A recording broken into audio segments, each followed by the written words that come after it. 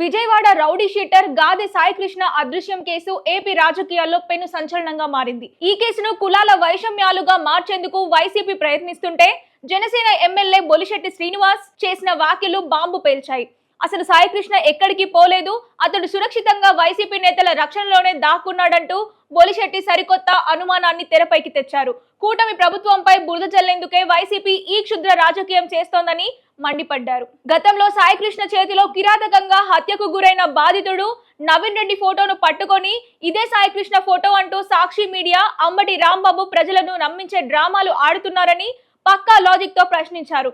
కాపు సామాజిక వర్గాన్ని రెచ్చగొట్టడానికే ఈ కుట్రలని ప్రభుత్వంపై నిందలు వేయడానికి సాయికృష్ణను దాచిపెట్టి లాకప్ డెత్ డ్రామాలు ఆడుతున్నారని ఆరోపించారు. ఒకవేళ సాయికృష్ణ నిజంగానే బతికి ఉంటే అతడిని వెంటనే పోలీసుల ముందు ప్రవేశపెట్టేలా వైసీపీ చొరవ చూపాలని, అంతేకాని తప్పుడు నరేటివ్లతో సమాజంలో అశాంతి రేపాలని చూస్తే ఊరుకునేది లేదని హెచ్చరించారు. జూన్ 29లోగా సాయికృష్ణను కోర్టు ముందు ప్రవేశపెట్టాలని హైకోర్టు ఆదేశించిన వేళ ఒకవేళ సాయికృష్ణకు వైసీపీ నేతలే ఆశ్రయం కల్పించినట్లు తేలితే మాత్రం ఆ పార్టీ చట్టపరంగా తీవ్ర ఇబ్బందుల్లో పడటం ఖాయం.